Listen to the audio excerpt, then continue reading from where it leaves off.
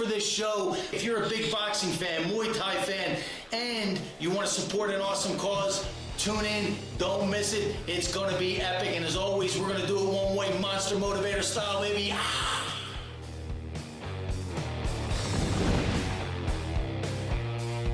you guys doing? I'm Jasper Sandoval. I'm representing Cops for Kids, Colton, and we'll be boxing July 29th for Battle of the Badges. So, Cops for Kids. Cops for Kids. Break that down for us a little bit. Yeah, Cops for Kids is a program we have. Okay. We help out a lot of the kids in the streets. You know, we give them a place to go after school, work out. Kind of a home base? Yeah, kind of a home base, you know. It gives them an alternative to, instead of just going out and getting into trouble or whatever, you know, we get them surrounded there. A lot of the coaches there, we're all cops, whether you work PD, corrections, or sheriffs. We got a lot of guys in there that get involved with these kids. And, you know, it's not just boxing, it's life coaching also. Right, right. And, you know, talking about life coaching, right, and personal development, I always tell people when I do my keynotes and talk to corporations that it's a tragedy that this isn't taught from day one in school, you know, personal development, because it's life 101, you know, and there are some of the things that you teach these kids. Let's talk a little bit about you, man, where you came from and how you got involved in this. Yeah. Have you been an athlete your whole life? Yeah, I always competed in sports. Okay. I grew up doing karate, taekwondo, wrestling. Wrestler? I started in fourth grade, man. That was my sport. Man, it was fun. It was probably one of the hardest sports I've ever done. Oh, it's right. They lock you in a padded room and just go. But I was so hyper that I loved it. I loved it. Yeah, I remember learning. And our coach, talk about never being left on the hook, right? Our coach would do the stairs with us after 2.5 hours with plastics on. Oh, and man. That's all I'm saying.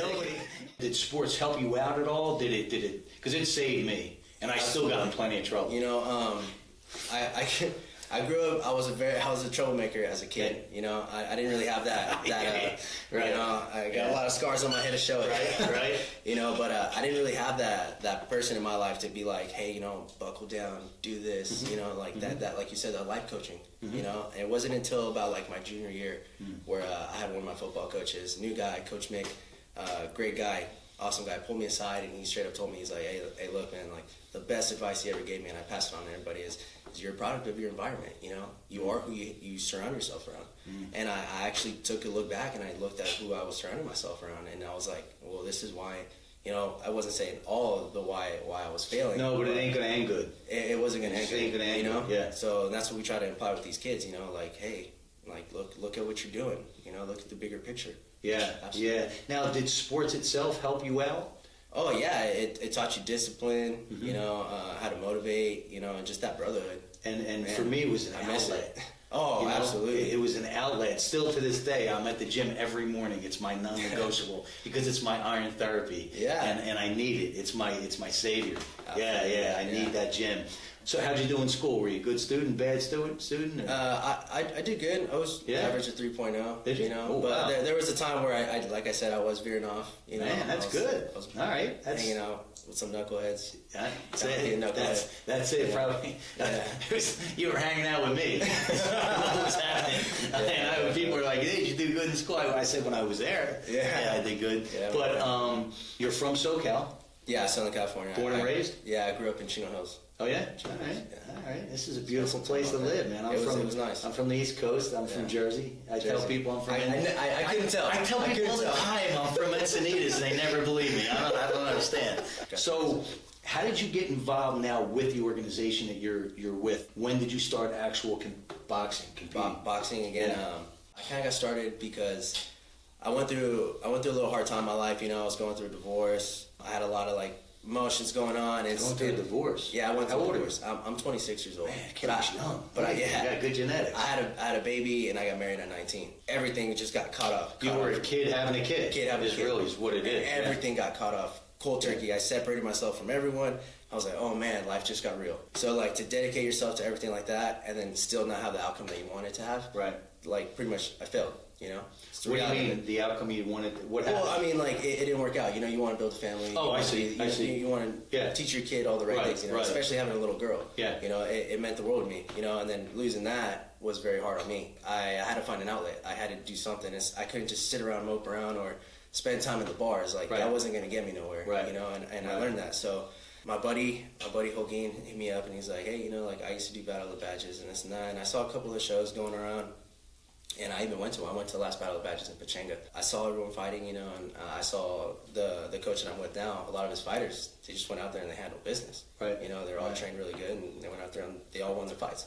So, you know, I started talking more and more, and one of my cousins, he's like, hey, you know, that guy's a really good coach, you should give him a call. And gave him a call, hooked me up, and I've been hooked ever since, man. One of the things that jumps right out at me after you shared that is what you shared prior. See, when your coach pulled you aside and told you, listen, your environment becomes your reality, right? Absolutely. Who you hang around with, you become. Whether you realize it or not, he started setting a seed that now trickled down into your subconscious, and that probably had a lot to do with when you were going through your funk, that you remembered, man, I can't hang out here, right? It's going to be no good. I mean, you probably, whether you realize or not, went back to that old conditioning. All the time. How much do you think that had to do with? Oh, 100%. Like I say, I still pray for Coach Mick, man. Thank you, Coach, for teaching me that. And here's what I always tell people, and I love that you went there, is the greatest gift you can ever give a child, whether it's yours or not, is a bulletproof self-image. And the only way to do that is to feed them good, solid information so now they can take it in. Right? Whatever you tell a kid, they're going to take in, good or bad, and then they start to become that. So what he did for you was the greatest gift. He couldn't have bought you a better gift. No. That's something money can't buy. It's awesome. And it's cool that you say that, you know, because I mean, you never realize like what your words can mean to somebody. You know, like you can say something and you don't know how someone else is going to take that. Especially a little kid. Especially because they live and breathe for what you tell them, right? Especially if you're at a certain level, right? And you can tear them down. And I always say, you know, your self-image, right? You can build it up, you can tear it down, but you cannot outperform it. No. You know, you cannot outperform it. So some of the things that you've learned, right, over those years, what are you doing now? Like, are you sharing that with your daughter? Are you seeing, is that helping? Oh, yeah. You being a father? Yeah, you know, I want to build her confidence all the way up, let her know, you know, she's the best. We go to church every Sunday. Okay. You know, that alone is a builder in who you are as a person also. You know, I want to lay that foundation out for her. Especially with kids, you know, like working with kids, like you got to build down the foundation and everything else just kind of comes along with it, you know, but you know, like building the confidence, showing the love, the support, teamwork, just doing things. Being a leader. Just being a leader. Being a leader. And just being there isn't always enough, but like getting involved. You know, get involved and let them know that, hey, you know, I'm right here. If you have a question, be there. You know, like don't just kind of be standoffish. You know, and I love putting in. Now, is she part of the organization too? Does she spend time at the? She comes with me to the gym here and there. You know, she loves watching her daddy box around and stuff. You know, I love it. She appreciates. She's not scared. I work out there. She does everything. I'll put on yoga videos with her. You know, and she'll do her yoga. She loves it, and she's only 5. Like she can do a full pull-up by herself. Like, see, but that's building that self-image, right? That's building that confidence. That she's going to take exactly that character that she's going to be able to take with her. Yeah. So what's the age ranges of these kids that are in this organization? I think the youngest one we have right now is about 7. Okay. And one of the older ones that comes around, he's probably about like 16. Wow. You know, and then like being anywhere from like I would say 13 to 16, that's a very critical age. Oh, it's everything. You can either go here or go there. It really is. Where are you going to veer? Right. And look at you. Yeah. Right? That coach hit you at that time. And believe me, I have a lot of friends that I grew up with that went the wrong way. And some of them you're looking at them. You're looking at them. I started wrestling in 4th grade. High school, started going the other way. My coach was like, everywhere I turned, he'd be there. Mm-hmm. And I didn't listen. I went down the wrong road. At 19, I'm sitting in the jail cell looking at 8 to 10 if things don't go my way. And luckily, they went my way. You know what I mean? Yeah. And we've all been there. I'm live and I always say this, thank God. Thank God. Thank God that the start isn't as important as the finish. Because I'm telling you right now. Always screw. Right. You have any good success stories so far working with any of these kids? You got any anyone that jumps out? Anyone that jumps out right now, I mean, we're still involved. They all just come in and do a great job, man. Yeah. They all just come in, put in hard work, and that's all I ask for them. You know, there was one guy, you know, he was kind of like moping around a little bit. Right. I don't want to say he was quitting, but he was doubting himself. Yeah. He was lacking the self-confidence, you know. So working with him, building that confidence up, and also like he was that yes guy. You told him something, he's like, I know. Yes. Oh yeah. I know. He was too afraid. Yeah. To say. But maybe that was his. We had to break down the walls before we could build them back up. Yep, you know, but defense. Yeah, his defense mechanisms. You know, but like he didn't know he was doing it. But like, you know, we pulled him aside and like even I talked to him. I was like, hey man, like we've all been there. We're all scared. We're all this. You know, you give him all those things and you have to break them down. You know, but I also told him, I was like, hey man, the number one thing about doing any sport, you got to remain coachable. Gotta be coachable, man. Nobody likes coaching someone that's like, yeah, I already know. Yeah. I already know. It just appreciate the fact that someone's even there to coach you and tell you what to do. Yeah. You know, take it in, because the second you don't take it in, what good are you gonna do? Because you're never gonna keep learning. You know, Yeah, you're just gonna stop. There. That's you hit your ceiling right there. Yeah. You know, that's when you start saying, I know this. You hit your ceiling. You're done. You're never and the scary part is there's plenty of adults that do that, right? Because they're so afraid to let people know that they don't know, right? Yeah. And that's what I do. I speak on fear barriers, right? Stay Knock coachable. out the fear in the first round. And my keynote now, the title of it is "Fearless is Bullshit." Right? Too many people, we grow up thinking that if you're not fearless, you're never going to win. And if you and really it's inaccurate, it's misleading, and it becomes frustrating for people because fear is a feeling just like love, just like joy, just like anger. It's just, I always say it's either going to be your biggest propeller or your heaviest anchor.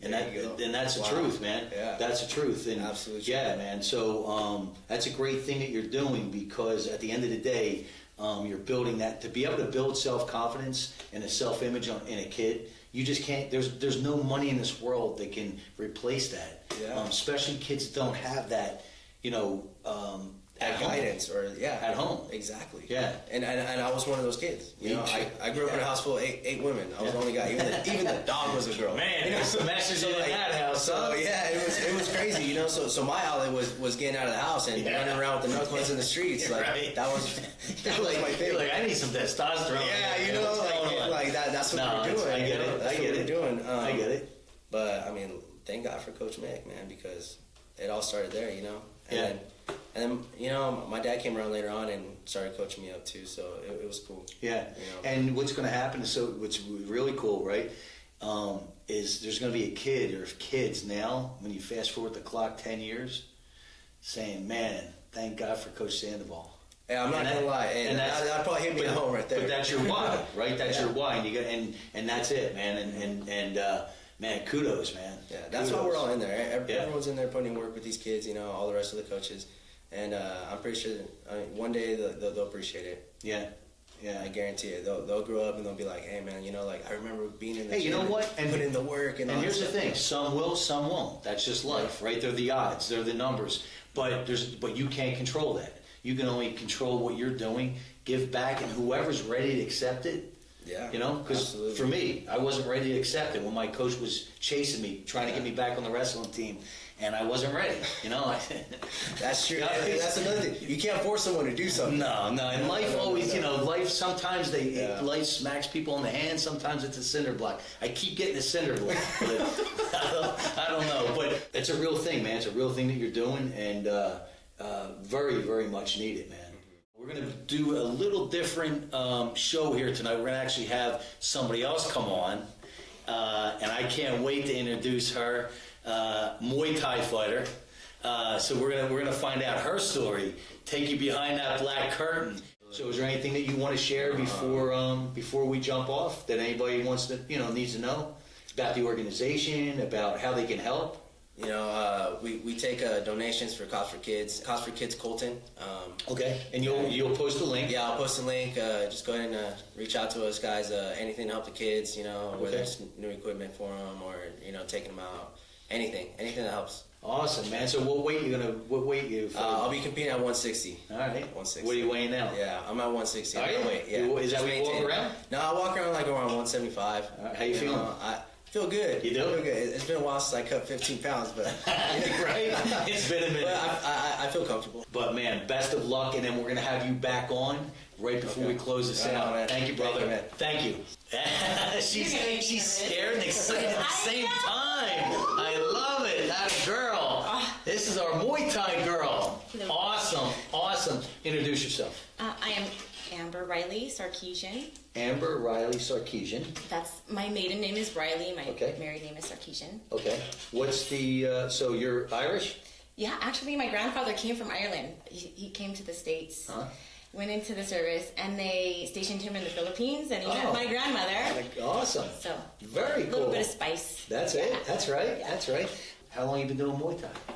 Okay, well, I started training martial arts when I was 13. Okay. What would you start with?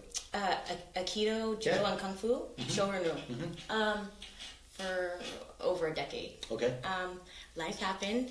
Right. School of Hard Knocks. That's right. And I quit at 23, and I just got back on the scene at 35. That a girl. Love it. And I just took, like, the first fight that I took was just because somebody, backed out of the fight, and I kind of, like, just filled in the card. Yeah. Good girl. So, and I hadn't been training. I just got back in, like, I was on the dirt bikes. How long you been back in? Since I'm 38, so 3 years. Good. Yeah. Have a girl. Yeah. How you feeling? A little nervous right now.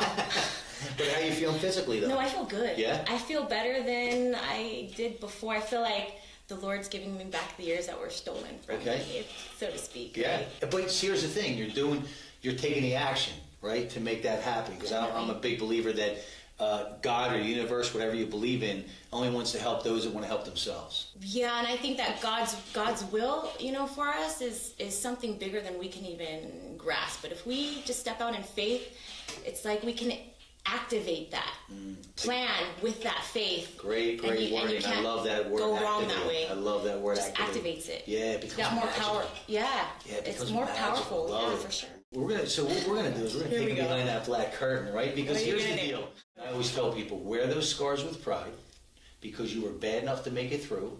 Now it's your obligation to share that, because you're going to be able to help somebody that needs it. Right, and that's what I try to do. And that's it. Just wear those scars with pride, because they made you who you are. Right. Now you get to share that. Yeah. So, where are you from? I was born in Colorado, and my parents moved to California when I was just a baby. Okay. So in Moreno Valley, Moreno Valley. As like a young youth, middle school to high school, I kind of was bouncing around everywhere. I had a kind of hard life with some craziness. So growing up, how was your childhood?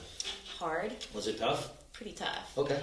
All right. Yeah, not trying to blast anybody, you know what I mean, on camera, but yeah, but it is what it is. I survived through some crazy stuff, right? Through some pretty crazy stuff, and that's who you are, right? Yeah.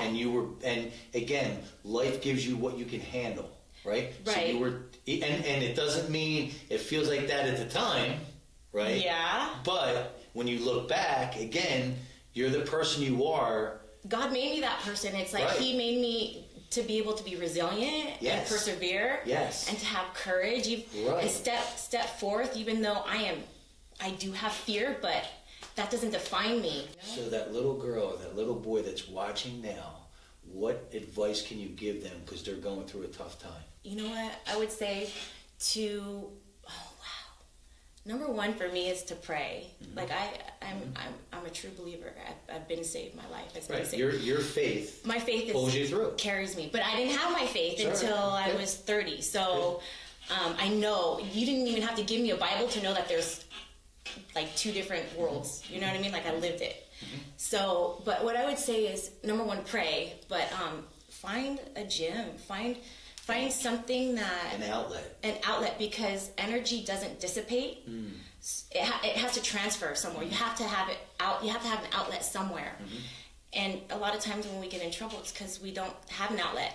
So if you find a good gym, not a gym that just takes your money, a gym that has coaches that really care about the sport and care about the outcome of the students. Look for that connection. And, whether it's the gym, singing, playing the piano, who cares? Something that you're good at. That you love. Something that you love. And you have to step out and you have to try things. It's so easy to just be afraid and not take that step and just go for it. But you just go for it. You might find your sport or your thing, and then your outlet. Yeah. And I always call it my therapy. It is. The gym is my therapy every morning. It's my therapy. It's a non-negotiable. And let's talk about that. Okay. So how important do you think it is for people to have non-negotiables in life? I always say it becomes our barometer. It becomes our blueprint. Because I think if you don't have non-negotiables that are important to you, you become that buoy in the ocean. You just let the go with waves the wind, go with the waves, right? Yeah. I think it's important to have boundaries and barriers. I think it's super important to have a strong foundation. Because like my man was saying before, you got to have a strong foundation to build upon. If you have a weak foundation, it's going to crumble and fall. Yeah, it's going to crash. Brick wall hit brick wall after brick wall after brick wall. Trust me, it was me. I did that. Right, yeah. right. So growing up, you had a rough time. Yeah. You figured it out. And then you went, so you had a good time, and then it kind of went back into a rough time, and now you're back into a good time. Is that accurate? I would say not back into a good time. I think that it's like the time God chose me for. This it's like this time. You know what I mean? It's like this is my time. Right. Like it was. You became that person. Yeah, all the struggles, and I look back now, all the struggles, and everything that I went through. Got me to where I am today. At 100%. Do you know what I mean? No, yeah. 100%. I mean, I look back at working on the dock for eight years, lifting, driving big trucks.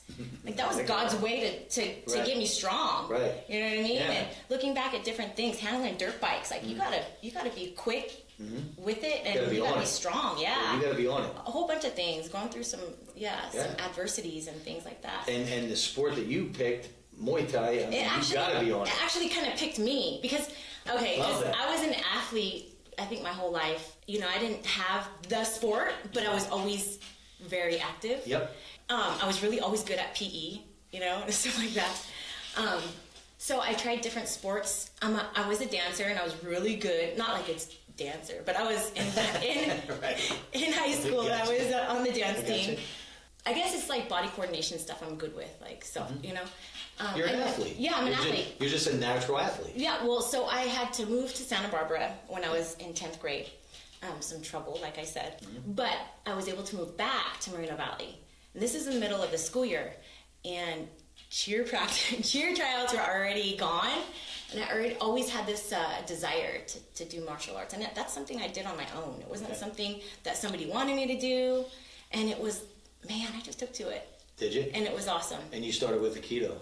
Aikido, Judo, and Kung Fu. It's like a mixture. Yeah. Shorin-ryu is what it's called. Okay. Yeah. All right. It was formerly kind of like a USKO thing. How did Muay Thai pick you though?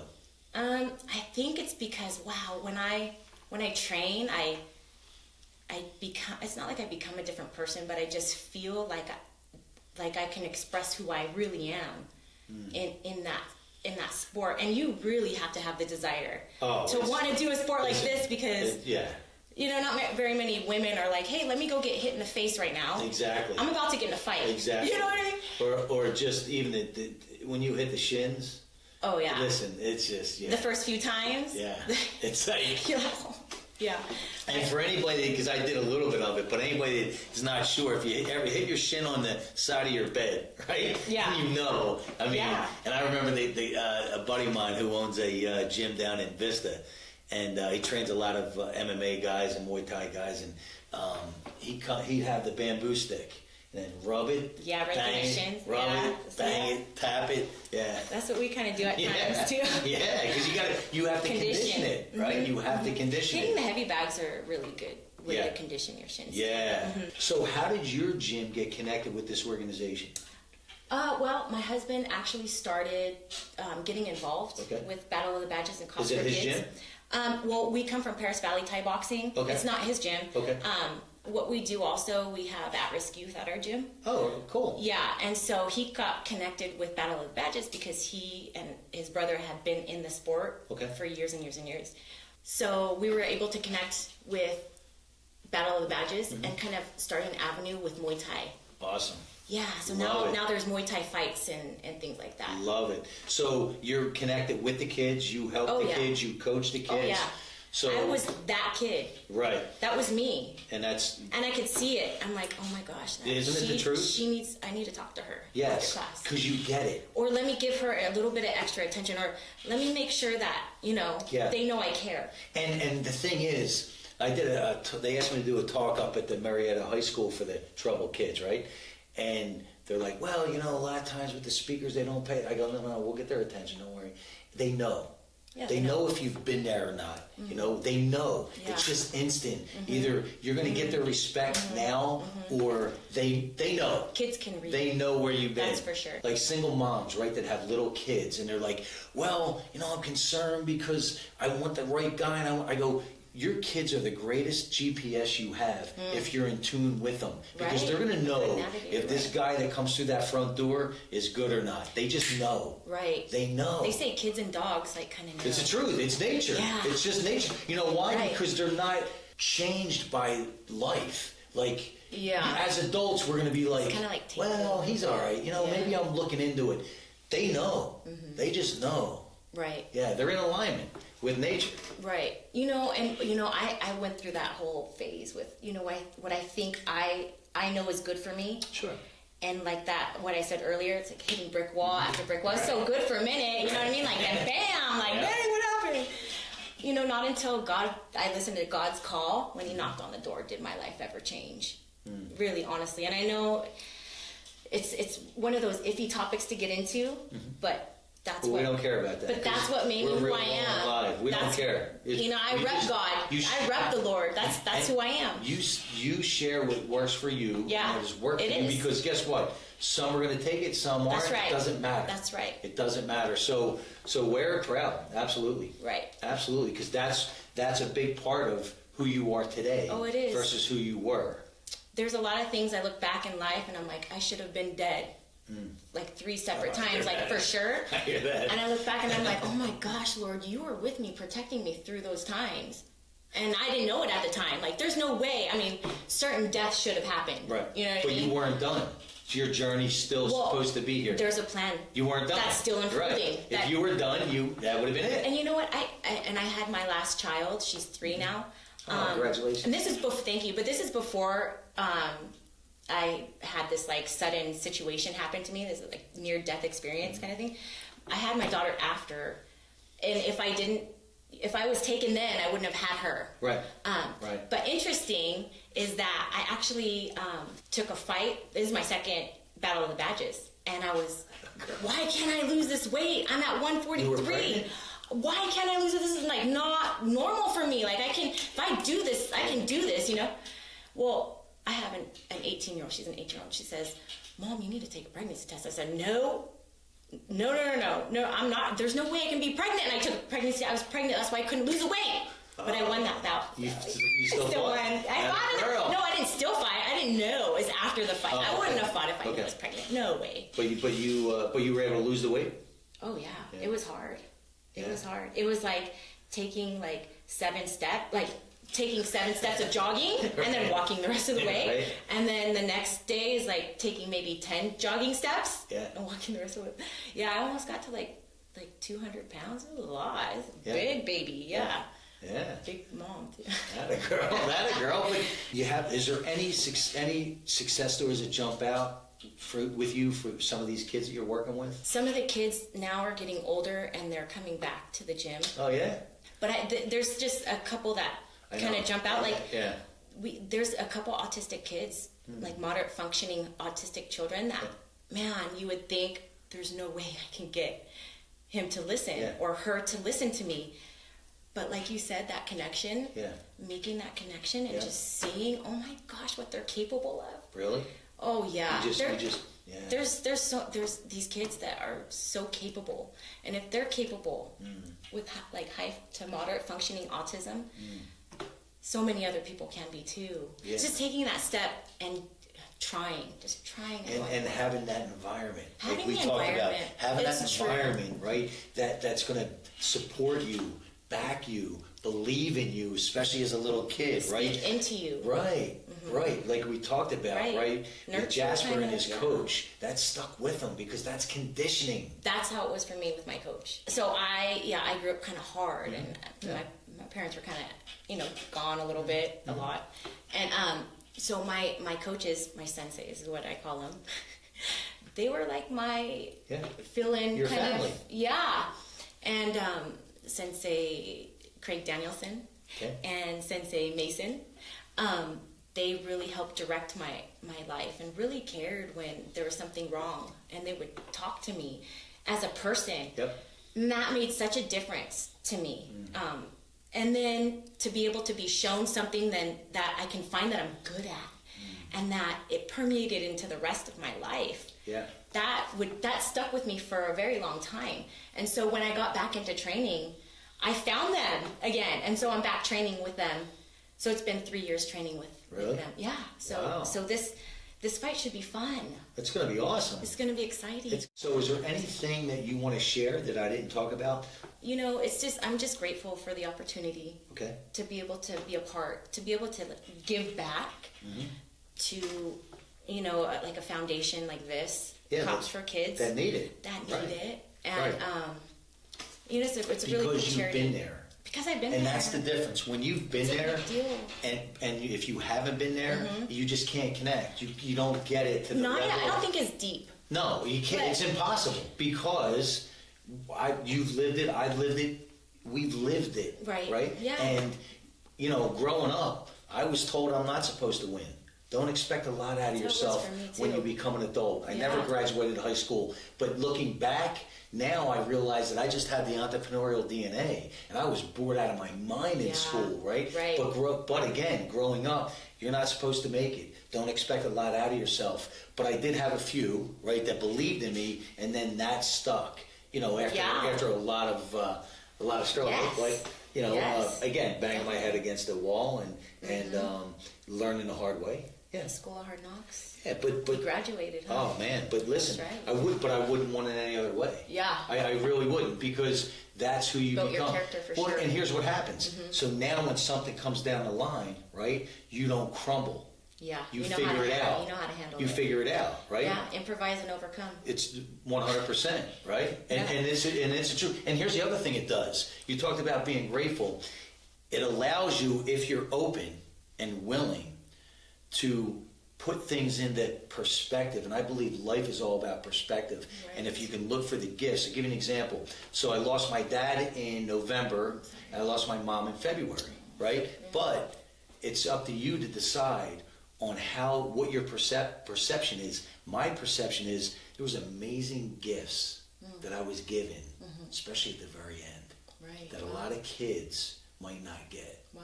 So that's a huge perception. It was unbelievable gifts that I was given, It's right? It's like the richness of It life, is. right? It's for me. It's I can look you in the eye and say both of my parents knew that I was there for them to the end. Yeah, And listen, that's cool. that's the greatest gift I could ever ask for. That's I awesome. believe when you go through these struggles, I'm a big believer. We're going to make shirts of this too. Struggle equals strength.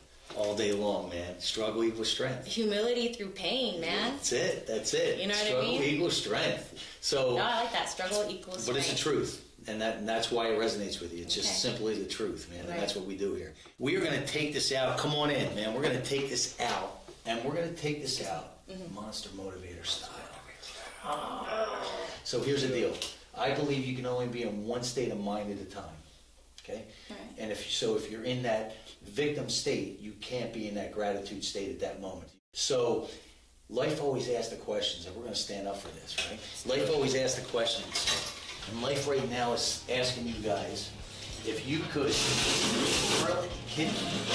more like a lion, what would you do? More like a lion. Huh? What are you talking about? Girl. So we're going to take this out Monster Motivator style. We're going to do the Monster Motivator roar. And now, the sound is just as important as the pose. Ready? On three. 1, 2, 3. Ah!